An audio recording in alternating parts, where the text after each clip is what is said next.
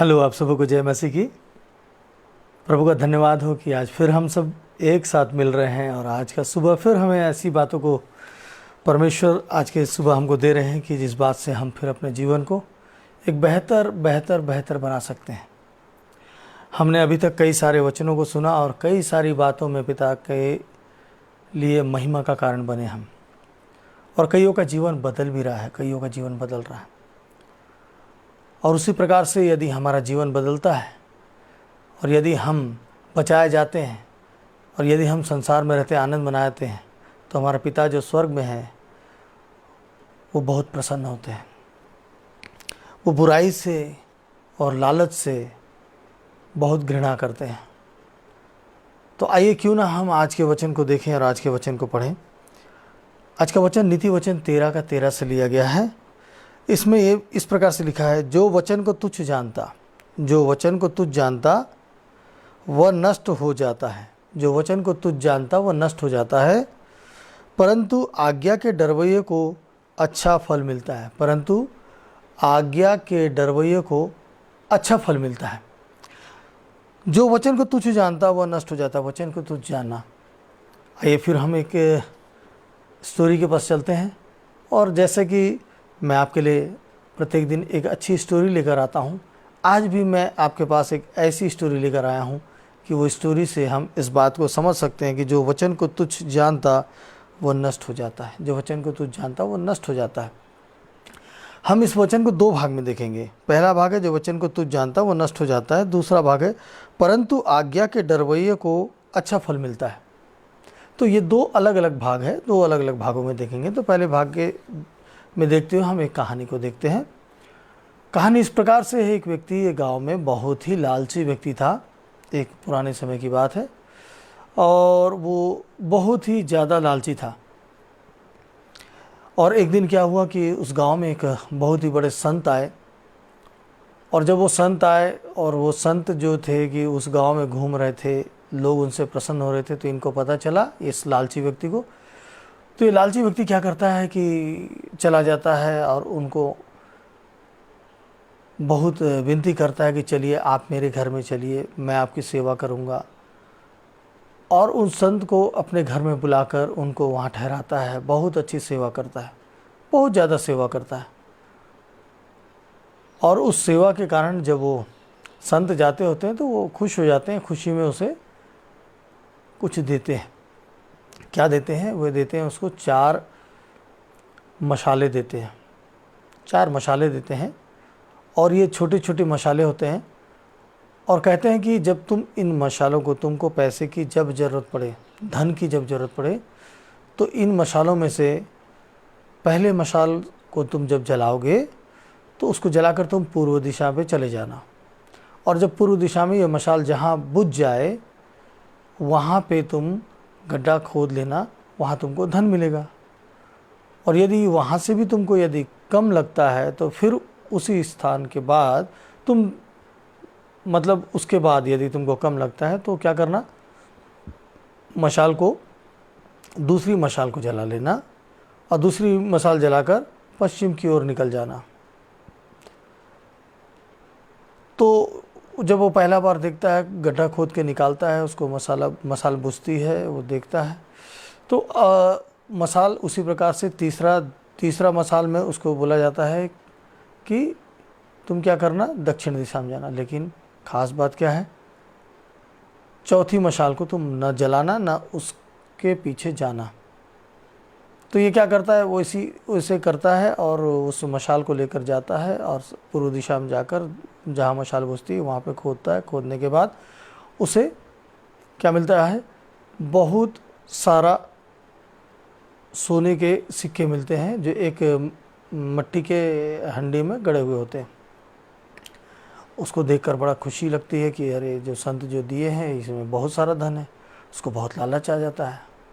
वो क्या करता है कि क्यों ना मैं इसको अभी यहीं छुपा देता हूँ और दूसरे मशाल जला लेता हूँ। दूसरी मशाल जलाता है, दूसरे दिशा में जाता है, उस दिशा में जाता है जहाँ मशाल बुझती है, वहाँ गड्ढा करता है।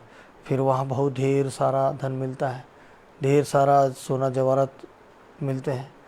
तीसरा फिर वो कहता है कि इसको फिर मैं यहाँ दबा देता हूँ, वापसी में ले जाऊँगा। तीसरी जगह फिर मशाल जला कर जाता है और जब वहाँ पहुँचता है, वहाँ मशाल बुझती है, वहाँ पे देखता है हीरे मोती जवाहरात जैसी बहुत अनमोल वस्तुएं उसको मिलती है, बहुत महंगे महंगे पत्थर, ये सारी बातें मिलती है। बहुत खुश हो जाता है, बहुत खुश हो जाता है। और उसके बाद वो सोचता है कि जब 3 जगह मिला है तो ये जो संत महाराज जो बोले कि चौथे को मत जलाना, शायद वो चौथे का जो स्थान है वो उनको पता है, और वो उस धन को वो स्वयं रखना चाहते हैं, इसलिए मुझसे कहते हैं कि इसको मत जलाना। क्यों ना मैं उसको भी देख लूँ, 3 तो मैं इसको मिल गया है। उसका लालची व्यक्ति, उसका मन नहीं भरा, तीसरे को भी वहीं पे दफनाता है ताकि वापसी में जाके ले जाए, और चौथे मसाल को जलाकर वो आगे बढ़ जाता है। जब बढ़ता है उस दिशा में जाता है, जाने के बाद उसे एक मशाल जो जहाँ बुझता है वो एक विशाल महल होता है, और महल के दरवाजे पे जाकर वो मशाल बुझ जाता है। और क्या होता है कि जब वो दरवाजे में बुझता है तो वो दरवाज़ा खोलकर अंदर प्रवेश करता है, और जैसे ही प्रवेश करता है और उस हॉल से प्रवेश करने के बाद, बहुत सुंदर सजा हुआ हॉल रहता है, उसके अंदर जब अलग अलग कमरों को खोलता है तो हर कमरे में, पूरे कमरे में भर के सोना चांदी हीरे मोती जवाहरात सब कुछ है। वो कमरा देखकर खुश हो जाता है और बोलता है कि ये संत महाराज मेरे को इतना बड़ा धन नहीं देना चाह रहे थे, मुझको उतने में संतुष्ट करना चाह रहे थे, अब तो मुझे मिल गया है। और कमरे में देखता हूँ, ऐसे करते दूसरे कमरे में दिखता है, दूसरे कमरे में वो बहुत खुश हो जाता है, बहुत ज़्यादा भयानक खुश हो जाता है एकदम। मतलब उसका आनंद तो पूछो ही मत, इतना आनंदित हो जाता है। उसके बाद फिर वो एक और कमरे को खोलता है, और जैसे ही उस कमरे को खोलता है तो देखता है कि एक व्यक्ति वहाँ चक्की पीसता हुआ बैठा हुआ है। उसको देखता है, अरे आप अकेले बैठे बैठे चक्की पीस रहे हो, आप अकेले यहाँ क्या कर रहे हो? शायद आप इस धन की रक्षा कर रहे हो। तो वो व्यक्ति बोलता है कि हाँ, ऐसे ही कुछ बात है, अगर आपको सुनना है और बाकी बातें जानना है, ये सारी चीज़ों को कैसे लेकर जाना है, हासिल कैसे करना है, और इस महल में और क्या खासियत है, आपको बताने के लिए मैं यहाँ बैठा हूँ। लेकिन उसके लिए आपको करना यह होगा कि आप आइए, इस चक्की में आप बैठिए, और जब आप इस चक्की को चलाएंगे तो मैं आपको बताऊँगा। अब ये लालच, इसके पास तो बहुत धन सोना चांदी हीरे मोती जवाहरात, अब इसको ज़िंदगी में किसी बात की चिंता नहीं। लेकिन फिर भी एक बात मन में रह गई कि यार और भी कुछ बात है, चलो इसको सुन लेते हैं। तो झट से क्या करता है, आप उठिए, और झट से वो चक्की में बैठ जाता है, और उस चक्की को चलाने वाला चलता चक्की को उसको देते हैं और उठ जाते हैं। और उठ कर जैसे इसको देते हैं, उसके बाद वो बोलता है कि अब आप बताइए कि आप यहाँ कैसे, और आप क्या बताने वाले थे। तो वो बोलता है कि मेरे भाई, जैसे तुम आज यहाँ आए हो वैसे मैं भी आया था, और मेरे लालच ने मुझे इस चक्की पर बैठा दिया। तो वो चक्की को रोकने लगता है, तो ये बोलता है ना ना ना ना ना, चक्की को रोकना मत, जैसे ही ये चक्की को रोकोगे ये महल गिर जाएगा और तुम इसमें दब के मर जाओगे। और मैं भी यही परिस्थिति में आया था, और मेरा जीवन यहाँ बीत गया, मैं सालों से यहाँ चक्की पीस रहा हूँ। मैंने इस बात को जान लिया कि लालच हमें एक भयंकर मुसीबत की ओर ले जाता है। संतुष्टि हमारे लिए जीवन में बहुत बड़े काम को लेके आता है। अब मुझे तो आज़ादी मिल गई, मैं बहुत साल तक चक्की पीसा हूँ और मुझे शिक्षा मिल गई। अब मैं तो यहाँ से जाता हूँ, और मैं जब जाऊँगा तो मैं खाली हाथ ही जाऊँगा, मैं उन सब में से कोई भी धन को लेकर नहीं जाऊँगा, मुझे शिक्षा मिल चुकी है, अब तुम चक्की पीसो। तो बोलता है ठहरो ठहरो ठहरो, मेरे लिए कुछ मदद करो। ये व्यक्ति बोलता है कि इसमें मदद नहीं हो सकता, अब तुम सालों तक तुम्हारा यही काम रह गया है, तुम चक्की रोकोगे तो तुम समाप्त हो जाओगे, इसलिए तुम चक्की चलाते रहना, चक्की चलाते रहना।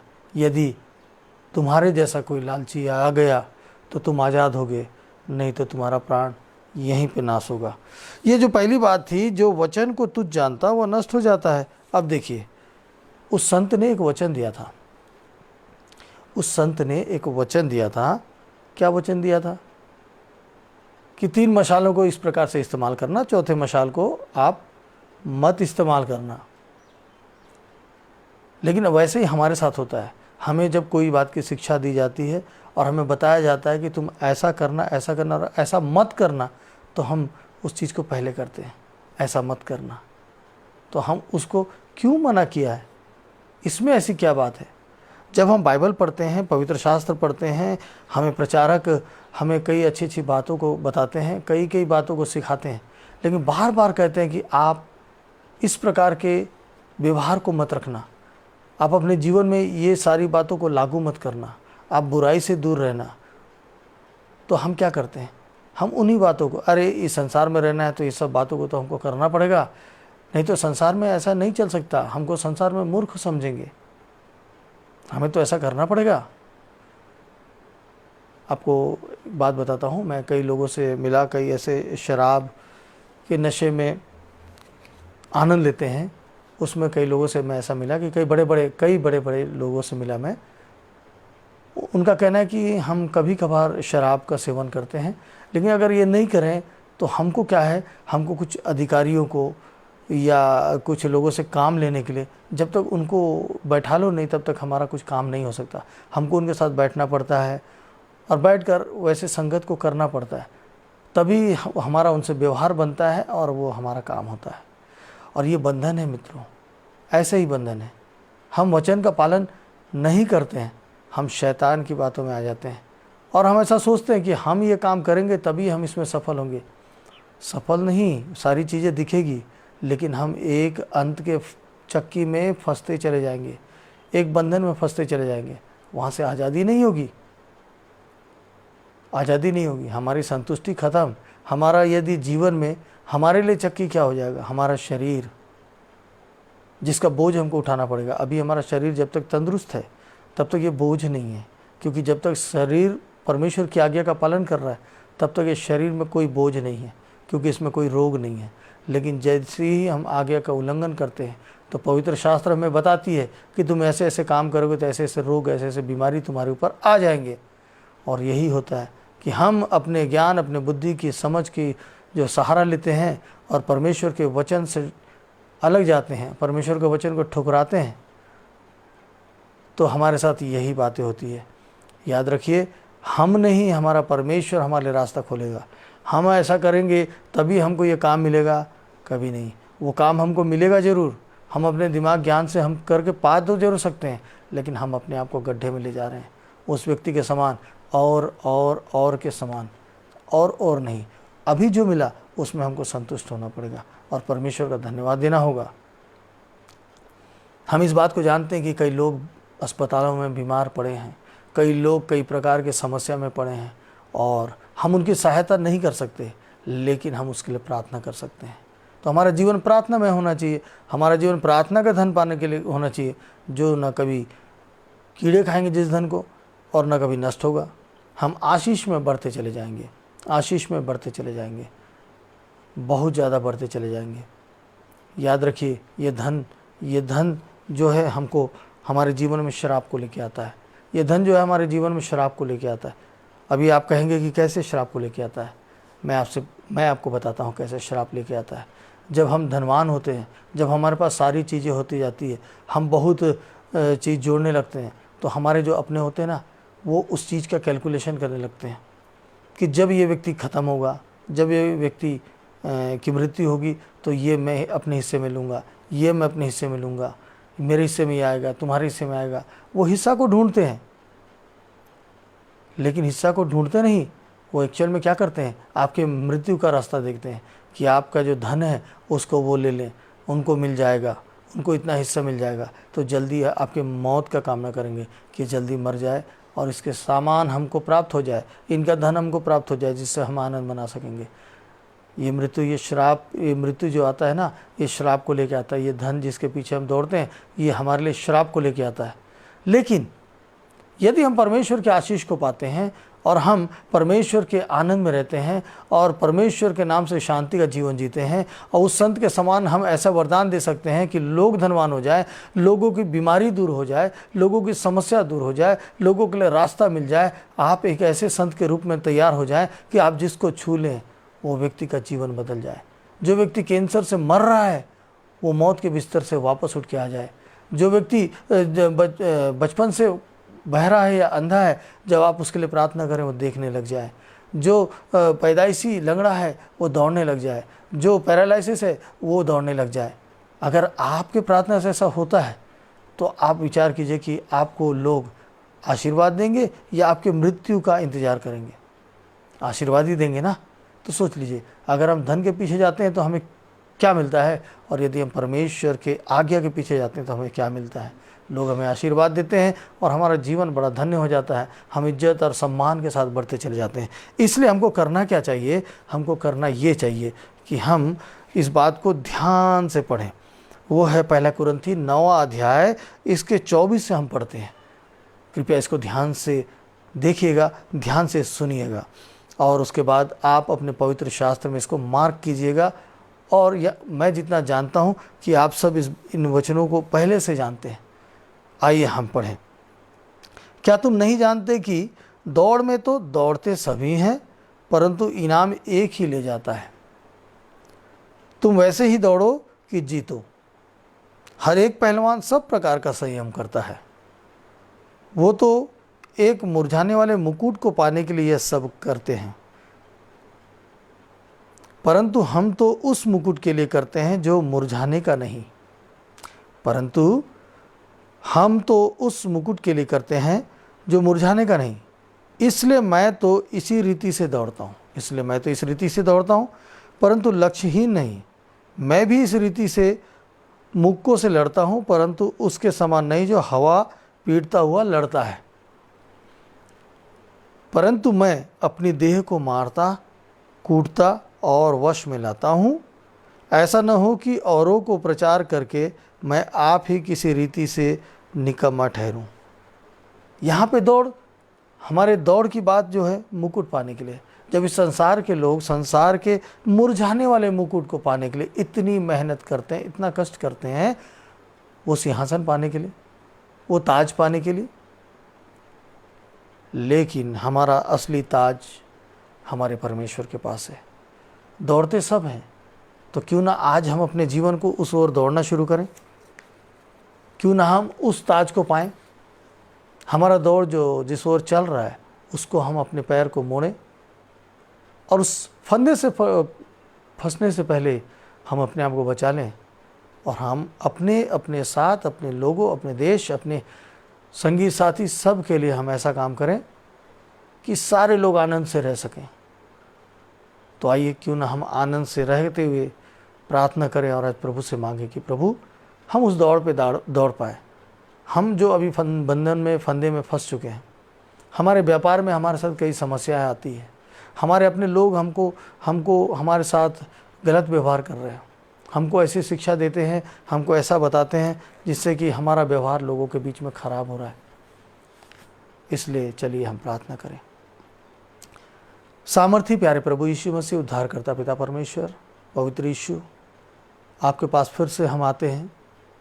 धन्यवाद देते हैं प्रभु इस खूबसूरत वचन के लिए, खूबसूरत कहानी के लिए, जिससे हमें शिक्षा मिली पिता परमेश्वर कि हमें करना क्या होगा, हमारे जीवन में क्या करना होगा। प्रभु अब जब हम करने को तैयार हैं तो हमें शिक्षा दीजिए कि हम कैसे दौड़ें, हम कैसे आज्ञा का पालन करें, हम कैसे इन बातों को सीखें। पवित्र शास्त्र से हम खोल के उसको पढ़ सके और प्रभु पवित्र आत्मा हमको बता सके कि अभी तुम ये कर रहे हो, इसको तुम छोड़ दो। और प्रभु सिर्फ छोड़ दो की बातें नहीं होना, हमें ये बात को जानना है कि हम उस बात को कैसे छोड़ें, हम उस बंधन से कैसे आज़ाद हों। प्रभु जी, आज जितने लोग इस बंधन में, इस पीड़ा में हैं, जिनके पिता परमेश्वर व्यवसाय में भाई भाई की नहीं जमती, एक दूसरे के पीछे चढ़ाई करते हैं, प्रभु जी उन सब के बीच में शांति स्थापित कीजिए पिता परमेश्वर। प्रभु हम जब आज देश की शांति के लिए प्रार्थना कर रहे हैं, हम जब आज देश की उन्नति के लिए प्रार्थना कर रहे हैं, हम जब आज एक एक व्यक्ति की उन्नति के लिए प्रार्थना कर रहे हैं, तो प्रभु जी मेरे पिता परमेश्वर, मैं आपसे विनती करता हूँ मेरे पिता कि हर एक व्यक्ति जो आज रोग बीमारी में है, परेशानी में है, जो मौत के बिस्तर में है, पिता परमेश्वर उन पर अपनी दया उंडेलिए। उनको एक मौका दीजिए कि वे संयम से कुश्ती लड़ सकें और जीत सकें पिता परमेश्वर, दौड़ सकें और उस दौड़ में अव्वल हो सकें पिता परमेश्वर। प्रभु आत्मिक दौड़ के लिए पिता परमेश्वर उनके जीवन में काम कीजिए। प्रभु जी आज भोर से जितने लोगों के लिए हमने प्रार्थना किया है, जितने लोगों ने इस विश्वास से प्रार्थना कराया है कि उनके अपने चंगे हो जाएं, उनके अपने मौत के बिस्तर से वापस आ जाएं, तो प्रभु ऐसा होने पाए पिता परमेश्वर, ऐसा होने पाए। प्रभु जी हम आज आपके पास से खाली हाथ नहीं जाना चाहते। प्रभु जी आज जितने लोग हमारे साथ प्रार्थना में शामिल हैं, इसमें से कोई भी व्यक्ति खाली हाथ जाने ना पाए पिता। हर एक व्यक्ति उनकी आवश्यकताओं को पा सके पिता परमेश्वर। लेकिन पिता परमेश्वर कोई भी व्यक्ति शैतान के फंदे में ना पड़े। आज शैतान का कोई चाल, कोई जाल किसी को घेरने ना पाए पिता। हम जिस फंदे में पिता पड़ते हैं पिता, उससे बचाना पिता परमेश्वर। प्रभु जी आज हमारी जो इच्छाएं हैं, आज जो हमारी आशाएं हैं, आज जिस काम को लेकर हम चिंता कर रहे हैं, हमारे काम के लिए आप द्वार खोलिए पिता परमेश्वर। और सब असंभव सा लगता है, कोई रास्ता नहीं दिखता है, लेकिन आप मेरे प्रभु यीशु मसीह आप संभव करेंगे पिता परमेश्वर। प्रभु मैं जानता हूँ कि आप संभव करेंगे। आपने मेरी प्रार्थना को सुना है, कभी अनसुना नहीं किया पिता परमेश्वर। प्रभु तो आज भी मेरी प्रार्थना को आप सुन रहे हैं पिता। आपको लाखों बार धन्यवाद देता हूँ। पवित्र ईश्वर आपको धन्यवाद देता हूँ। प्रभु अपने सामर्थ्य में पिता परमेश्वर हमें भर कर रखिए। आज हम बिल्कुल आपके सामर्थ्य में बने रहें पिता परमेश्वर, ताकि किसी भी तरीके से हम शैतान की शक्तियों का सामना कर भी ना पाएँ पिता परमेश्वर, और ना तो उसके नज़दीक में रहें। प्रभु जी आपने सहायता किया है, आपको धन्यवाद देते हैं। आपका राज्य आ जाए पिता परमेश्वर, ताकि शांति, प्रेम, आनंद यहाँ पे भर जाए पिता। प्रभु आज के भोर के लिए धन्यवाद देता हूँ कि पिता फिर से आपने एक ऐसा मौका दिया, एक खूबसूरत वचन दिया पिता परमेश्वर, जो हम लोगों के लिए बोल सकते हैं, बीज बो सकते हैं पिता। Thank you Jesus. ऐसा हुआ है और कई लोग चंगे हुए हैं पिता। आपने प्रार्थना सुना, आपको लाखों बार धन्यवाद। आपके पवित्र मीठे नाम से मांगता हूँ, आमीन आमीन। तो मेरे प्रिय विश्वासियों, आज हम जिस वचन को पढ़े हैं, ये वचन हमारे जीवन के लिए बहुत खास है। स्मरण रखें कि हम अपने ज्ञान, अपनी बुद्धि को अगर स्वयं से इस्तेमाल करते हैं, इसमें परमेश्वर को शामिल नहीं करते हैं, पवित्र शास्त्र के बातों को शामिल नहीं करते हैं, तो ज़रूर है कि हमारे लिए कई मुसीबतें आएंगी। लेकिन यदि पवित्र शास्त्र को हम शामिल करते हैं, तो ज़रूर है कि हम उन्नति भी करेंगे, तरक्की भी करेंगे, और अपने जीवन में शांति और आनंद भी पाएंगे, और हम रोग बीमारी से आज़ाद भी होंगे। तो फिर आज मुझे भी इजाज़त दीजिए। कल सुबह फिर मिलेंगे ऐसी खूबसूरत कहानी, खूबसूरत वचन के साथ और प्रभु के साथ। आज भी प्रभु हमारे साथ हैं और आगे भी हमारे साथ रहेंगे। प्रभु आप सबों को आशीष दे।